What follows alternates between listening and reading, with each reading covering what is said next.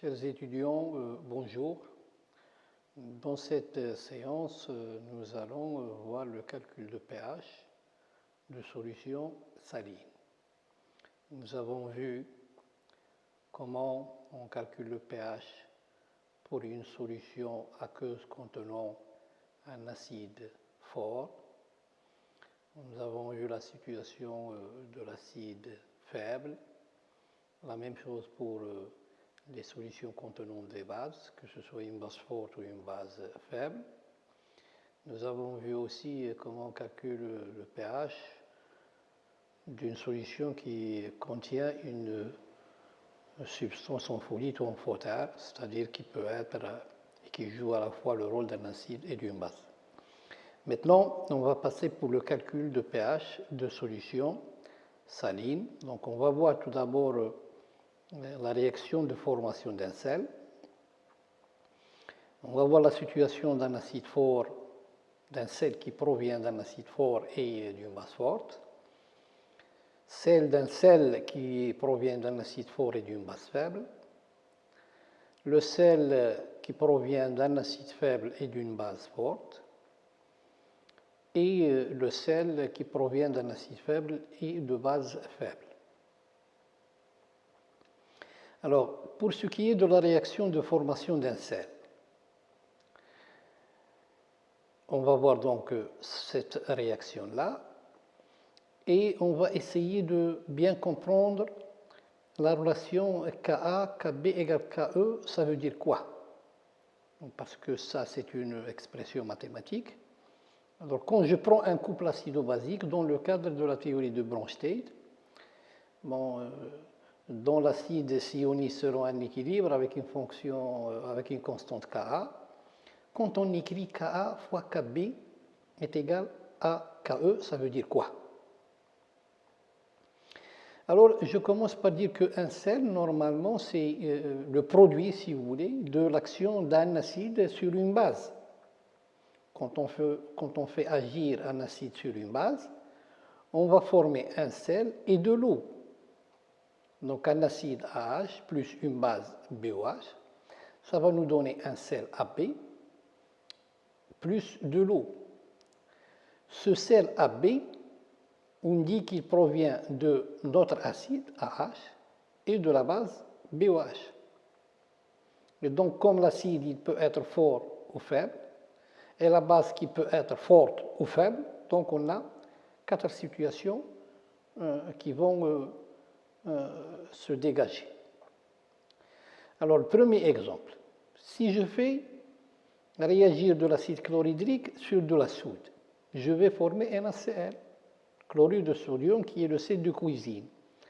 Donc, NaCl, c'est un sel qui provient de la réaction de l'acide chlorhydrique sur la soude. Donc, NaCl est un sel qui provient de HCl. HCl, c'est un acide qui est fort, c'est-à-dire dont l'ionisation ou la déprotonation se fait selon une réaction totale. Et NaOH, elle aussi, est une base forte. Donc, on dit que NaCl est un sel qui provient d'un acide fort et d'une base forte. Si je prends l'exemple de l'acide acétique et de la soude, cette réaction va nous donner un sel qui est donc les acétates de sodium. Et là, on voit que, si vous voulez, ce sel-là, CH3COONA, c'est un sel qui provient de l'acide acétique. L'acide acétique, c'est un acide faible. Et de NaOH. NaOH est une base forte. Donc là, on est dans la situation d'un sel qui provient d'un acide faible et d'une base forte. Donc, si je reviens à NaCl, dans l'eau, quand on met NaCl dans l'eau, il se dissocie en donnant les ions Na+, et les ions Cl-. Na+ est l'acide conjugué de la base NaOH. NaOH est une base qui est très forte. Et Na+, c'est son acide conjugué. Cl-, Cl- par contre, est la base conjuguée de l'acide chlorhydrique, HCl. HCl, c'est un acide qui est très fort. Donc Cl- est la base conjuguée d'un acide qui est très fort. Prenons un autre exemple. Hein? Donc, si je prends CH3COO-NH4, donc les acétates d'ammonium, ce sel-là est un sel d'un acide qui provient d'un acide faible, qui est donc CH3COOH, et d'une base faible d'ammoniac, NH3. CH3COO-, c'est la base conjuguée de CH3COOH. Et NH4+, c'est l'acide conjugué de NH3. Donc là, on est dans le cas d'un sel qui provient d'un acide faible et d'une base faible. Maintenant, on va essayer de comprendre cette relation Ka, Kb est égal à Ke. Cette relation il est équivalente à pKa plus pKb égale 14. Donc, on fait le log décimal, puis avec un signe moins. Donc, on arrive, à partir de Ka, Kb égale Ke, on arrive à la relation pKa plus pKb égale 14. Donc, mathématiquement, si je regarde pKa et pKb comme deux variables, donc c'est comme si j'ai x plus y égale 14.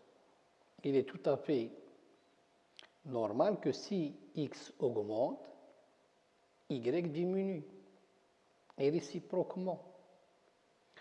Donc ça veut dire quoi là? Ça veut dire que je suis en train de comparer le pKa et le pKb d'un même couple acido-basique. C'est-à-dire, si je prends un couple acide-base dans le cadre de la théorie de Bronsted, le Ka, c'est la constante de l'équilibre de la déprotonation de l'acide. Donc, quand Ka est une grandeur qui va nous donner une idée sur la force de l'acide. Et pKb, il va nous donner une idée sur la force de sa base conjuguée. Bien sûr, dans les deux cas, à partir du moment où on parle de pKa, on est dans la situation d'un acide faible. Et lorsqu'on parle de pKb, on est dans la situation d'une base faible. Mais le fait d'écrire pKa plus pKb égale 14 égale une constante, ça, c'est une équation qui traduit la relation qu'il y a entre la force d'un acide et la force de sa base conjuguée. Donc pKa et pKb sont des constantes d'équilibre thermodynamique. Alors si pKa est petit, donc d'autant plus que la valeur de pKa est petite, l'acide est fort. Mais si pKa est petit, dans ce cas-là, pKb a une valeur, ce terme-là a une grande valeur. Donc le pKb est grand. Et la base est très faible. Et réciproquement, si l'acide est très faible, sa base conjuguée est moyennement forte. Donc nous avons la force d'un acide et la force de sa base conjuguée sont inversement proportionnelles. Le cas d'un acide qui est très fort, exemple HCl. HCl est un acide qui est très très fort. Donc sa dissociation est totale, donc Ka est supérieur à 1, pKa est négatif. La conséquence, c'est que sa base conjuguée elle serait très faible. Là, vous voyez sur cette échelle graduée en pKa, sur lequel nous avons porté les deux couples de l'eau. Donc, le premier couple qui a un pKa égale 0, le deuxième couple qui correspond à un pKa qui est égal à 14. Donc, HCl-, c'est la base la plus faible, puisque son acide conjugué, qui est donc HCl, est un acide très très fort. Donc, comme je vous l'ai dit, selon la méthode gamma, sur un axe, donc on met les acides à droite, on met les bases à gauche et on classe les différents couples acide-base selon la valeur du pKa. Alors donc, Cl-, qui est la base conjuguée de HCl, donc elle est très très faible, il est tellement faible que l'ion Cl- ne va pas réagir dans l'eau. Vous voyez, on est à l'extérieur de l'eau, on n'est pas dans l'intervalle 0,14 en fait, et donc cet ion il est inerte. Donc Cl- est inerte, il ne réagit pas dans l'eau.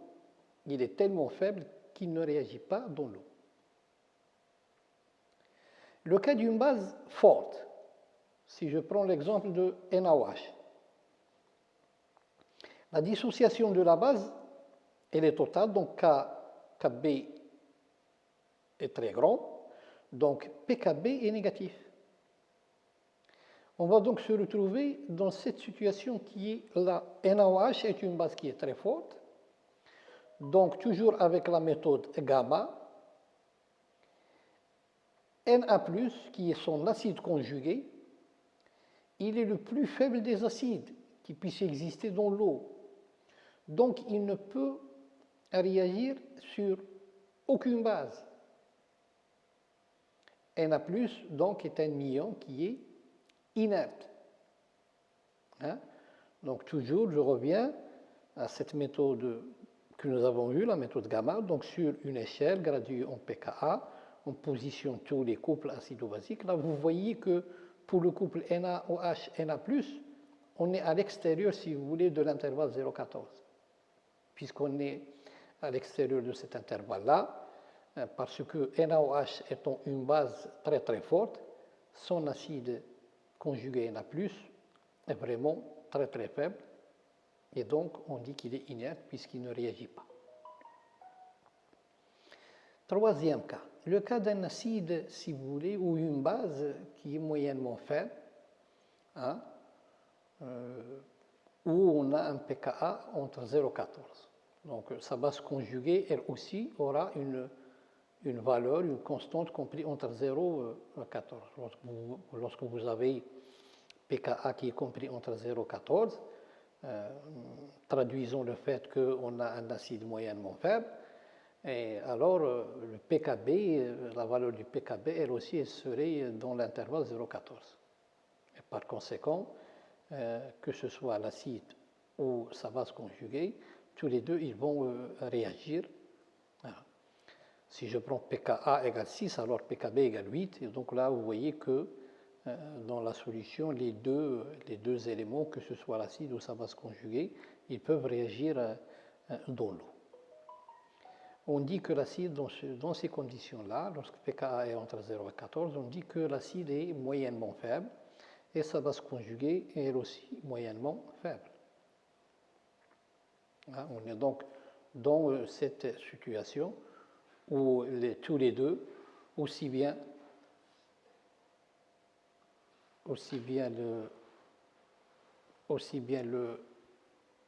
l'acide que la base peuvent réagir dans l'eau. Maintenant, on va revenir pour le calcul de pH après cette partie introductive sur les sels et le comportement de ces composants dans l'eau.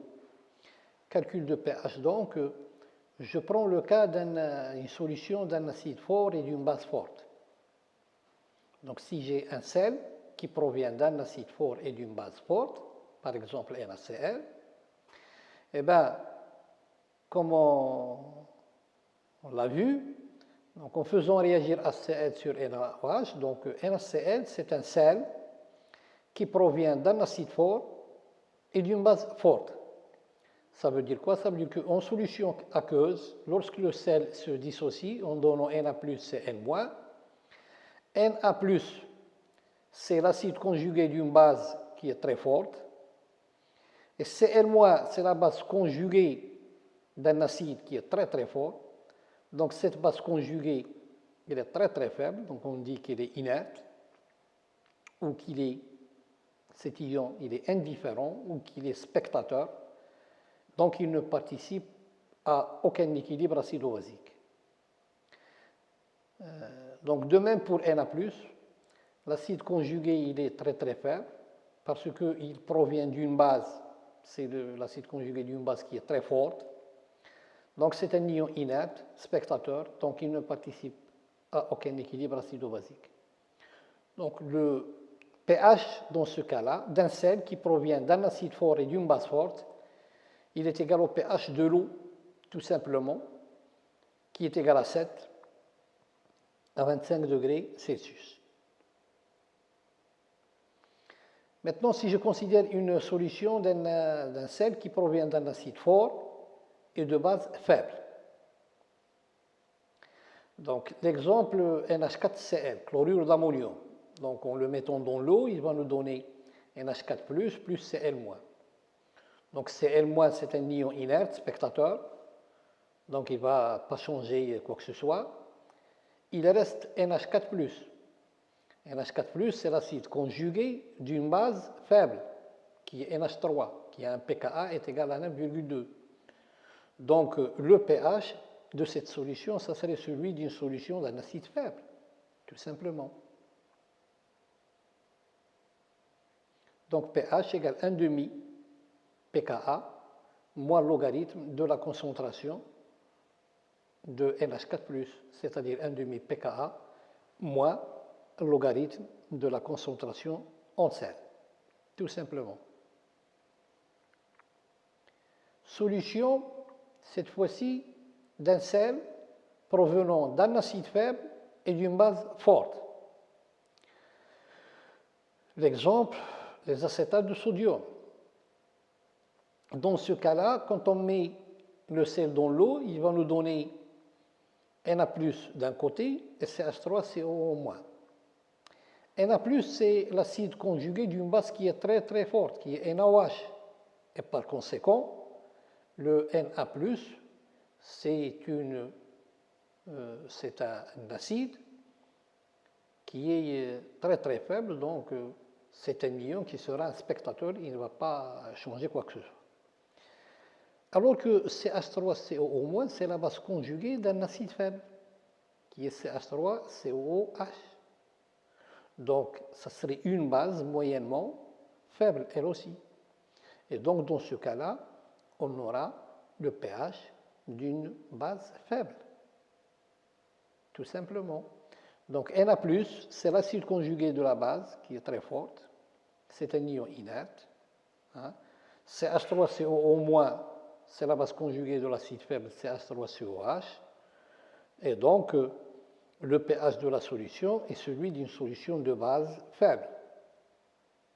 Donc, pH, c'est 7 plus 1,5 pKa plus 1,5 logarithme de la concentration de CH3COO-, ou si vous voulez, de la concentration en sel. Pour une solution d'un sel d'acide faible et de base faible. Donc, dans ce cas-là, on va avoir une base conjuguée moyennement faible avec un acide conjugué moyennement faible, donc tous les deux. Alors, l'exemple, c'est l'acétate d'ammonium. Dans l'eau, on obtient donc une solution contenant un acide faible, si vous voulez, et une base faible.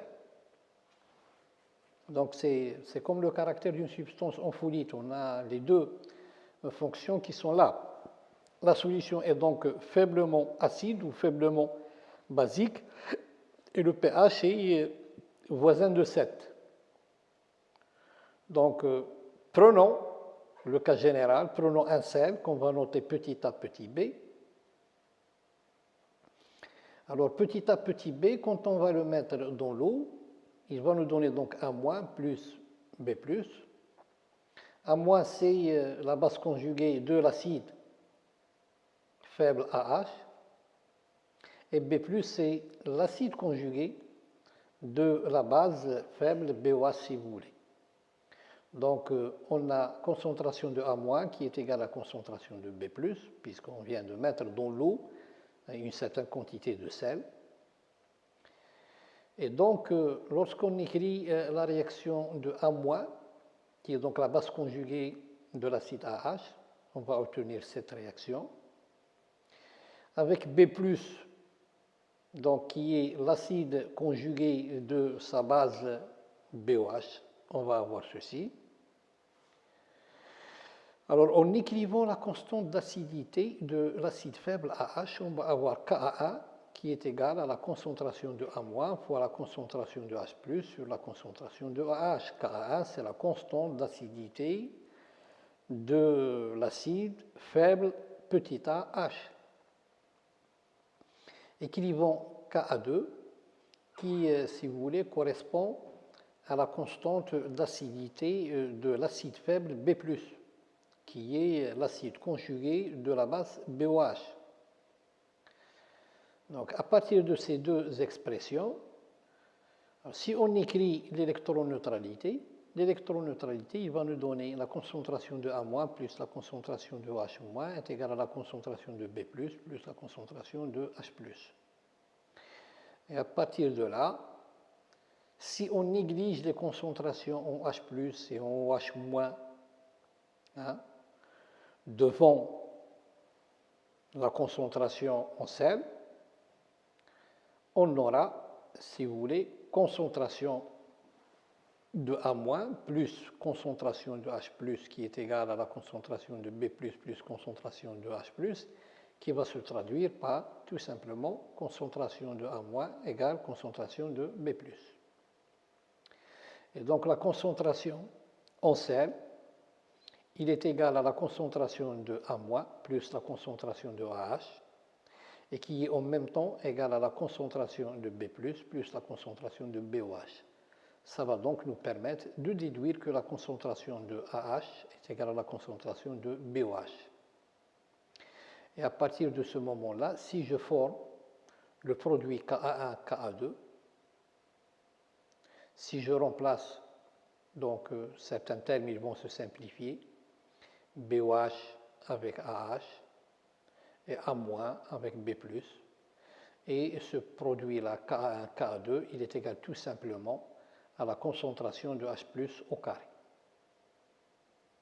Et donc on retrouve exactement pH égale 1,5 pKa1 plus pKa2. Je vous remercie.